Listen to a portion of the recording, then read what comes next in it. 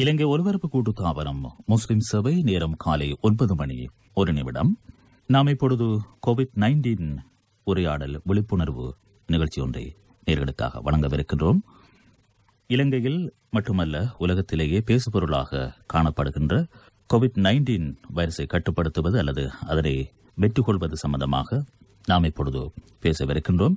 இன்றைய நிகழ்ச்சியிலே அதிதியாக கலந்து பயனுள்ள தகவல்களை வழங்குவதற்காக இப்பொழுது நாம் இணைத்திருக்கின்றோம் கொழும்பு பல்கலைக்கழக புவியியல் துறை சிரேஷ்ட விரிவுரையாளர் கலாநிதி ஃபரீனா ருசைக் அவர்களே. அஸ்ஸலாமு அலைக்கும். வலைக்கும் ஸலாம் வரஹ்மத்துல்லாஹி வபரகாத்துஹு. இன்றைய காலகட்டம் மிக முக்கியமான ஒரு காலகட்டமாக காணப்படுகிறது. முதலாவது கோவிட்-19 வைரஸ் பரவல் ஏற்பட்ட போது மக்கள் பல படிப்பினைகளை பெற்றிருப்பார்கள். இப்போது தற்கால சூழலில் பொதுமக்கள் எவ்வாறு அந்த படிப்பினைகளை தாம் பெற்ற அனுபவங்களை கொண்டு தற்போதைய சூழலை எவ்வாறு வெற்றி கொள்வது என்பது சம்பந்தமாக நீங்கள் கூற வேண்டும். நீங்கள் ஒரு புவியியல் துறை விரிவுரையாளர் என்ற வகையில் அந்த சுற்றுச்சூழலிலே ஏற்படுகின்ற தொற்று மற்றும் தொற்றா நோய்கள் பரவல் சம்பந்தமாக பொதுவான ஒரு விளக்கத்தை நீங்கள் குறிப்பிட்டாக வேண்டும். நிச்சயமாக. பிஸ்மில்லாஹிர் ரஹ்மானிர் ரஹீம். தற்போது நாங்கள் வாழ்ந்து கொண்டிருக்கின்ற இந்த சுற்றுச்சூழல் என்கின்ற போது இந்த சூழலோடு தொடர்பாக நாம் தற்போது அனுபவித்துக் கொண்டிருக்கின்ற சில சவால்கள் என்கின்ற அடிப்படையில் இந்த கோவிட்-19 நாங்கள் குறிப்பிடலாம். நான் நினைக்கிறேன் இந்த கோவிட்-19 அப்படி இல்லாவிட்டால் கொரோனா வைரஸ் தொடர்பாக மக்களுக்கு அதிகமான விழிப்பூட்டல்கள், அதே போல கல்வியூட்டல் போன்ற நடவடிக்கைகள் நிகழ்ச்சிகள் இடம்பெற்ற வண்ணம் தான் காணப்படுகின்றன. அதே போல் மக்கள் போதுமான அளவுக்கு இது தொடர்பாக அவர்கள் அறிந்திருப்பார்கள் என்றாலும் சில விடயங்களை நாங்கள் தொடராக அவர்களுக்கு ஞாபகமூட்டுதல் மிகவும் சிறந்தது என்று நினைக்கின்றேன். அந்த அடிப்படையில் நாங்கள் பார்க்கலாம், நீங்கள் சொன்னது போன்று இந்த தொற்று, அதாவது கோவிட்-19 தொற்று மாத்திரம் அல்ல, தற்போது நாங்கள் வாழ்ந்து கொண்டிருக்கின்ற இந்த உலகம், இந்த சூழல் தொற்று நோயால் மாத்திரமல்ல, தொற்றா நோய்கள் என்ற அடிப்படையிலேயும் அதிகம் நிரம்பி வழிகின்ற ஒரு காலகட்டமாகத்தான் இது காணப்படுகின்றது. எனவே இப்படியான சவால்களை தாக்கு பிடிக்கக்கூடிய விதத்தில், இந்த வகையான சவால்களுக்கு முகம் கொடுக்கக்கூடிய விதத்தில், இப்படியான சவால்களில் இருந்து நாங்கள் எம்மை எவ்வாறு பாதுகாத்துக் கொள்ளலாம், எவ்வாறு இப்படியான பிரச்சனைகளை குறைத்துக் கொள்ளலாம் என்ற அடிப்படையில் நாம் ஒவ்வொருவரும் சிந்திக்கக்கூடியவர்களாக இருக்கின்றோம். அந்த அடிப்படையில் நாங்கள் பார்க்கலாம், தற்போது இந்த தொற்று நோய் என்கின்ற இந்த கோவிட்-19 மரணங்களை நாங்கள் பார்க்கின்ற போதும் அதிகமான மரணங்கள் யார் இந்த தொற்றா நோயினால் பீடிக்கப்பட்டிருந்தார்களோ அவர்களை தொற்றியதாகத்தான் காணப்படுகின்றது. எனவே இந்த தொற்றோடு தொற்றா நோய் என்கின்ற விடயத்தை தற்போது நாம் எல்லோரும் மறந்திருக்கின்றோம். ஏன்னா இந்த தொற்று தொடர்பாகத்தான் அதிகமாக இந்த தொற்றைத்தான் நாங்கள் ஒரு பேசும் பொருளாக வைத்திருக்கின்றோம். எனவே இந்த சந்தர்ப்பத்தில் நான் சகோதரர்களுக்கு ஞாபகம் ஊட்டுவது என்னவென்றால், நாங்கள் இந்த தொற்று தொடர்பான இந்த கோவிட்-19 தொடர்பாக ஒரு சிறந்த விழிப்போடு நாங்கள் இருப்பதோடு அதே விட மேலாக இன்னொரு மட்டத்தில் இந்த தொற்றா நோய் தொடர்பான ஆரோக்கியம் தொடர்பான விடயங்களிலேயும் நாம் எம்மை சரிபடுத்திக் கொள்ள வேண்டும். அதற்கு ஏற்ற மாதிரி எம்முடைய வாழ்க்கைகளில் ஒவ்வொரு நடவடிக்கைகளையும் நாங்கள் பின்பற்ற வேண்டும்.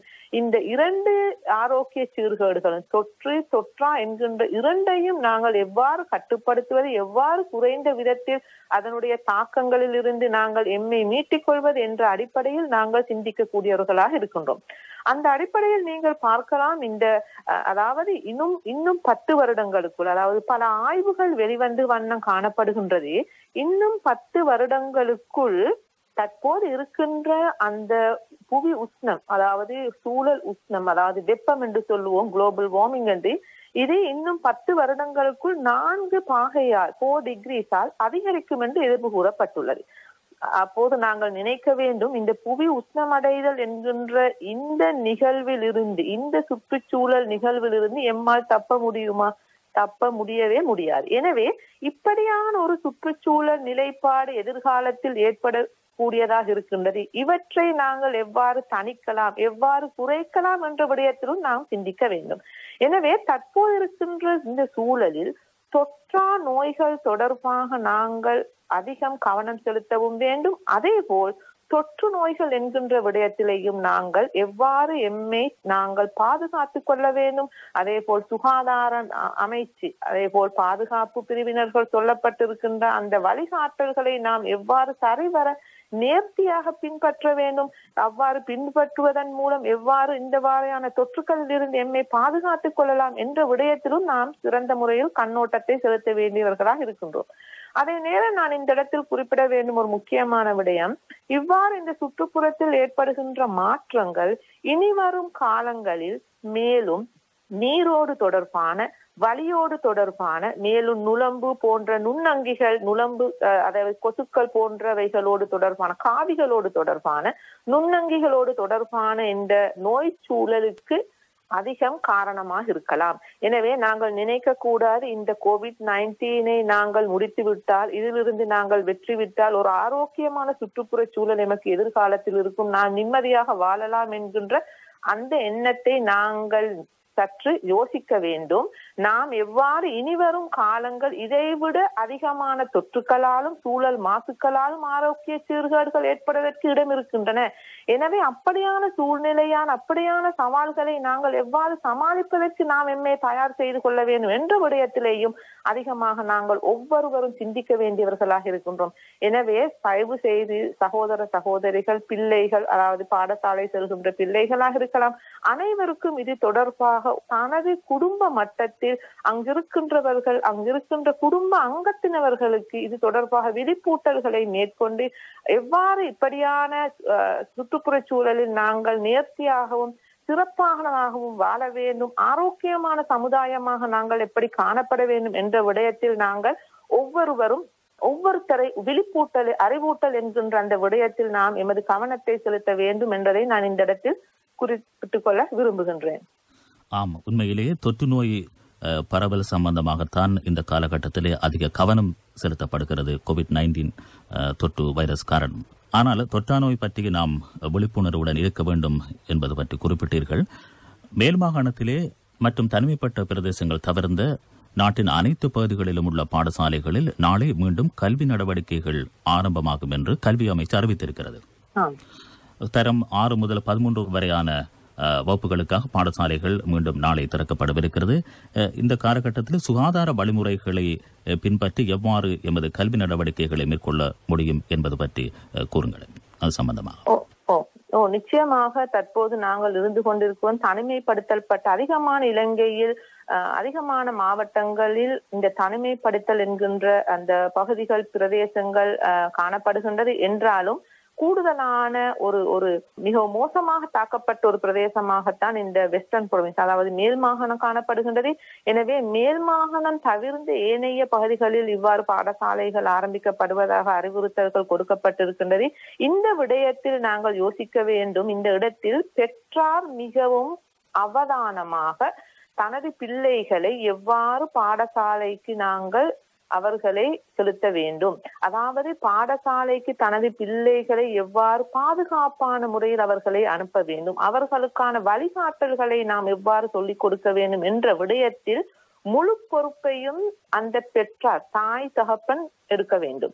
ஏனென்றால் ஒவ்வொரு வீட்டுக்கும் அரசாங்கத்தினால், அப்படி இல்லாட்டி சுகாதார அமைச்சினால் ஒவ்வொரு வீடு வீடாக வந்து இப்படியான அந்த செய்திகளை, அப்படி இல்லாவிட்டால் வழிமுறைகளை சொல்லுவதற்கு சாத்தியமற்ற விடயமாகும். எனவே இந்த விடயத்தில் நாளை பாடசாலைகள் திறக்கப்படுமாக இருந்தால் கட்டாயம் தொடர்புடைய ஒவ்வொரு வீடுகளிலையும் பெற்றார் மிகவும் நிதானமாக பிள்ளைகளை எவ்வாறு நாங்கள் பாதுகாப்பாக அனுப்ப வேண்டும் என்ற விடயத்தில் அவர்களுடைய கவனத்தை செலுத்த வேண்டும்.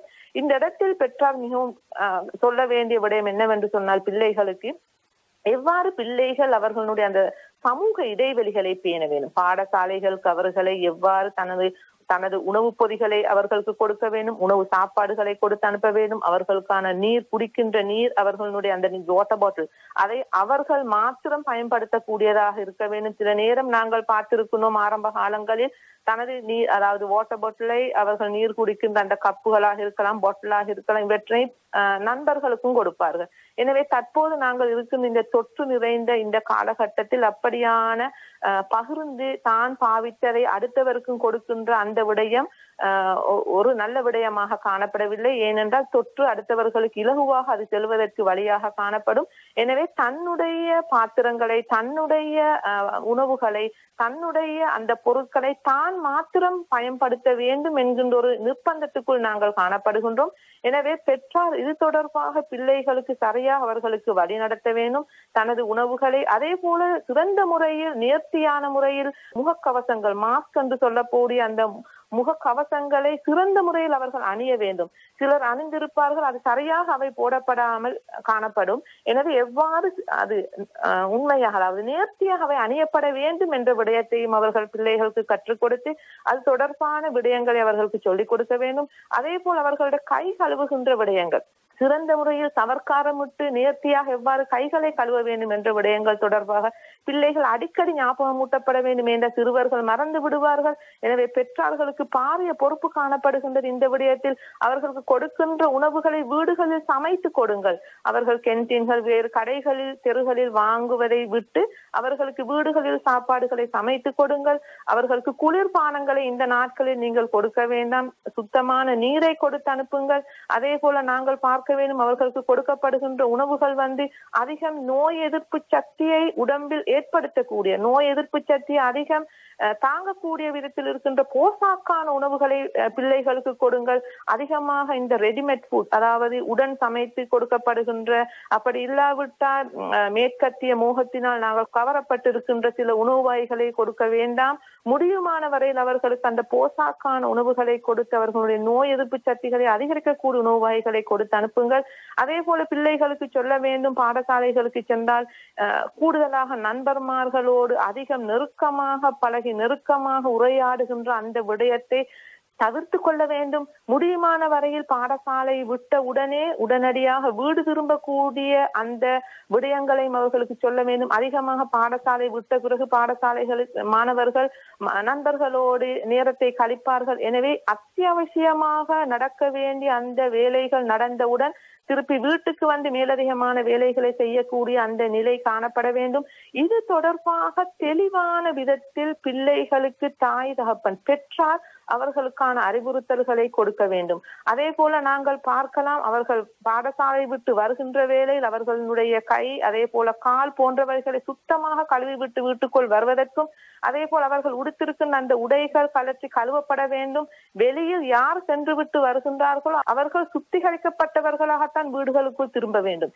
இந்த அடிப்படையில் அவர்கள் தொடர்பாக ஒவ்வொரு விடயம் தொடர்பாக பிள்ளைகளுக்கு விளங்கக்கூடிய விதத்தில், அதாவது ஏன் நாங்கள் இவ்வாறு நடந்து கொள்கின்றோம், இவ்வாறு நாங்கள் நடக்காமல் விட்டால், இவ்வாறு தவறிவிட்டால் அதனால் ஏற்படக்கூடிய விபரீதங்கள் எவ்வாறு இருக்கும் என்ற விடயத்தில் சிறப்பாக பெற்றால் இது தொடர்பாக அதிகம் கவனம் செலுத்த வேண்டும். அதே நேரம் நாங்கள் இந்த இடத்தில் இன்னொன்றை சொல்ல வேண்டும். சில பெற்றார் அதிகம் அச்சத்தினால், பயத்தினால் தனது பிள்ளைகளை பாடசாலை அனுப்பாமல் இருப்பார்கள்.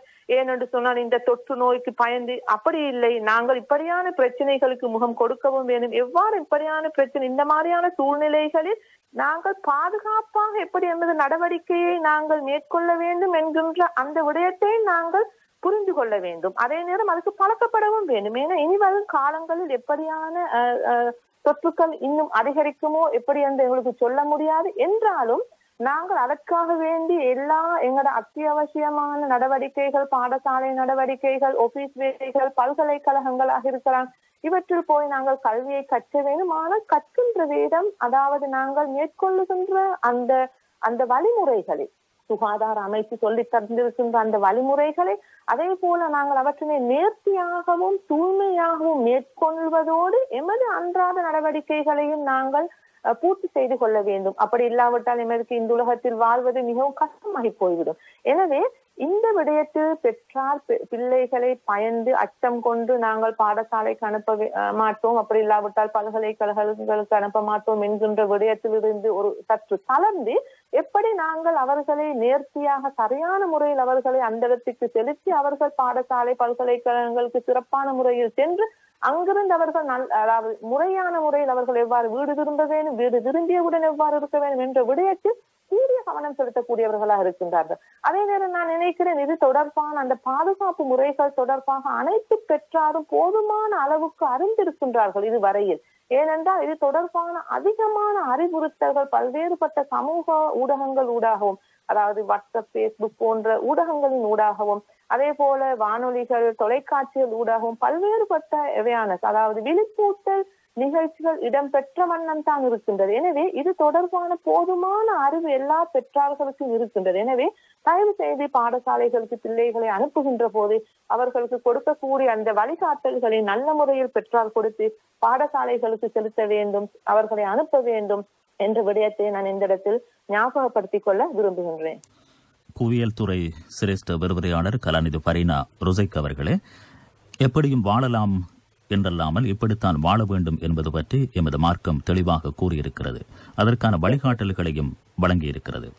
தனிமைப்படுத்தப்பட்ட பிரதேசங்களில் மட்டுமல்லாமல் ஏனைய விடுமுறை வழங்கப்பட்டிருக்கின்ற நேரங்களிலும் இந்த ஓய்வு நேரங்களை எவ்வாறு பிரயோசனமாக பயன்படுத்த முடியும் என்பது பற்றி கூறுங்கள்.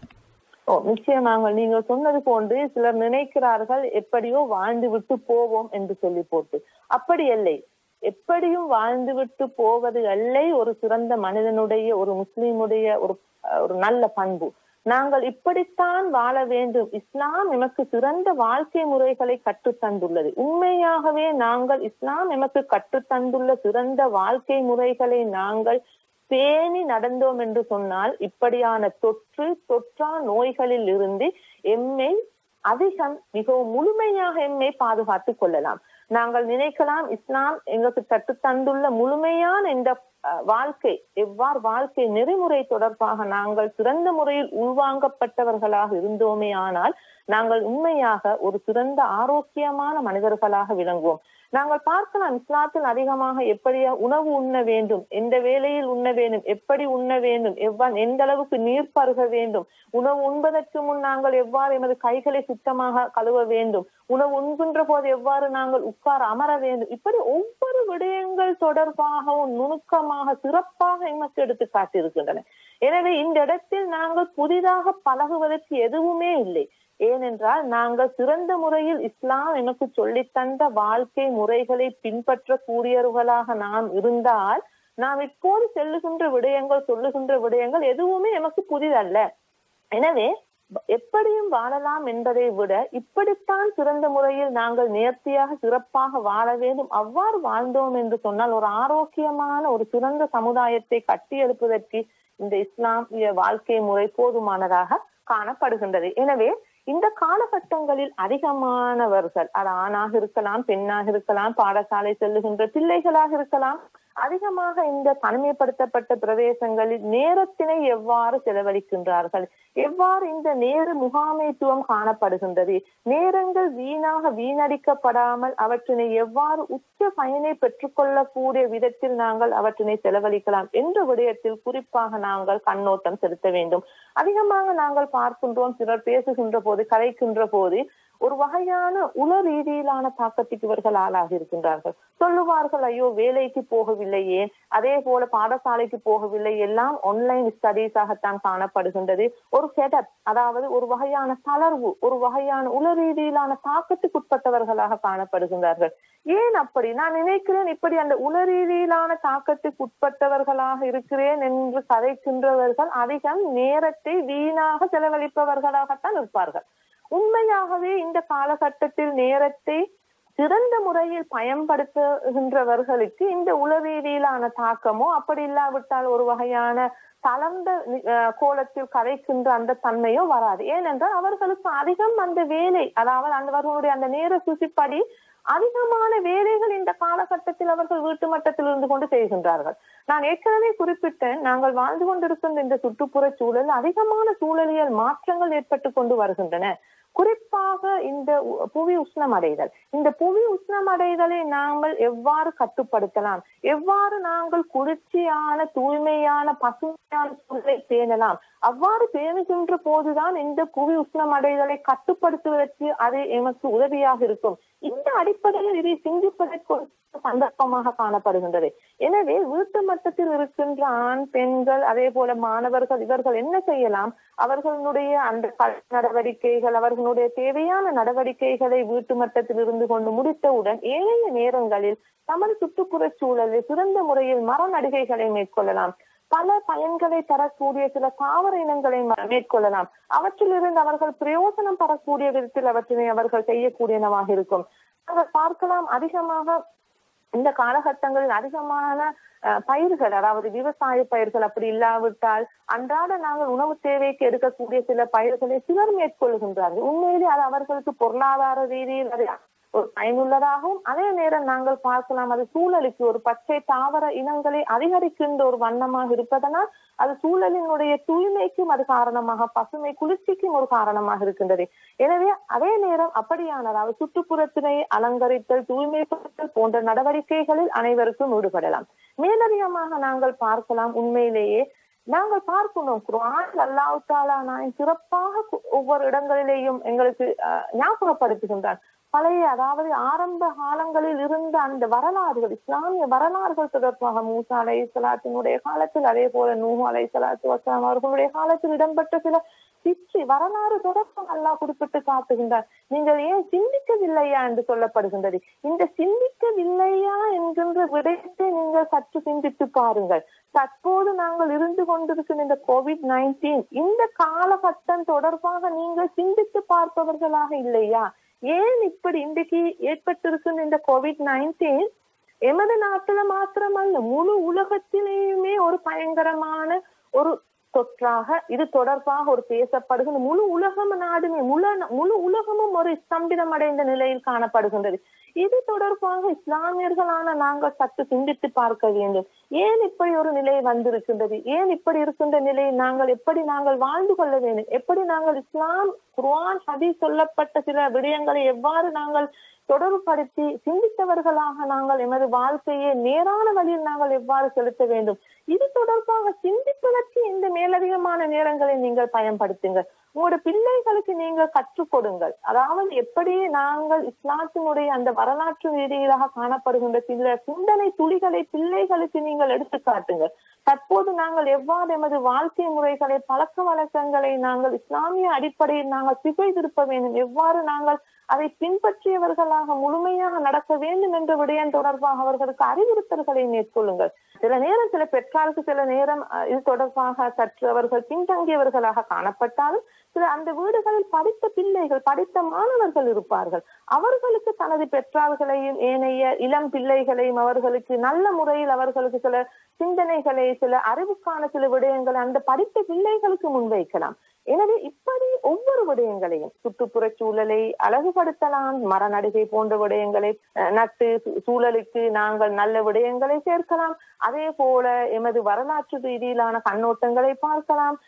சிலவர்களுக்கு நல்ல நல்ல பழக்க வழக்கங்களை சொல்லிக் கொடுக்கக்கூடிய பெற்றார்கள் இணைந்து குடும்ப வாழ்க்கையில் எவ்வாறு நாங்கள் எல்லாரும் இணைந்து, நான் நினைக்கிறேன் அதிகமாக இந்த COVID-19க்கு பிறகு சில நேரம் சில பிள்ளைகள் தகப்பனை காண்பதற்கு இல்லை முழு நாளும். ஏனென்றால் தகப்பன் அதிகாலையிலே எழுந்து வேலைக்கு செல்லுவாரு, இரவு பிள்ளைகள் தூங்கிய பிறகு வருவாரு.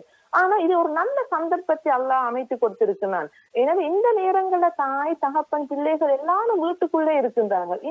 அதாவது ஒரு குடும்பம் என்ற அடிப்படையில் எவ்வாறு தாய், தகப்பன், பிள்ளைகள் நாங்கள் இருக்க வேண்டும், நடந்து கொள்ள வேண்டும், எவ்வாறு வாழ்க்கையில நாங்கள் எமது பங்களிப்புகளை காட்ட வேண்டும் என்ற அடிப்படையில் ஒரு சிந்திப்பதற்கும் ஒரு நல்ல முறையில் வாழ்க்கையை மாற்றிக்கொள்வதற்கும் இது சந்தர்ப்பமாக இருக்கின்றது. எனவே இந்த காலகட்டத்தில் நேர முகாமைத்துவத்தை நாங்கள் வீணடிக்காமல் சிறந்த முறையில் அவற்றினை பயன்படுத்துவதற்கும் ஒரு சந்தர்ப்பமாக இந்த COVID-19 எங்களுக்கு வழிசமைத்து தந்துள்ளது என்றால் மிகையாகாது. நல்லது. கலாநிதி ஃபரீனா ருசைக் அவர்களே, இவ்வளவு நேரமும் பயனுள்ள பல தகவல்களை வழங்கினீர்கள். எமது நேயர்களுக்காக உங்களுக்கு எமது நன்றிகள். ஜஸாக்குமுல்லாஹ் ஹைரா. இதுவரை கொழும்பு பல்கலைக்கழகத்தின் புவியியல் துறை சிரேஷ்ட விரிவுரையாளர் கலாநிதி ஃபரீனா ருசைக் அவர்கள் இலங்கையில் மட்டுமல்ல உலகத்திலேயே பேசுபொருளாக காணப்படுகின்ற COVID-19 வைரஸை கட்டுப்படுத்துவது அல்லது அதனை வெற்றி கொள்வது சம்பந்தமாக பல்வேறுபட்ட தகவல்களை வழங்கினார்கள். இலங்கை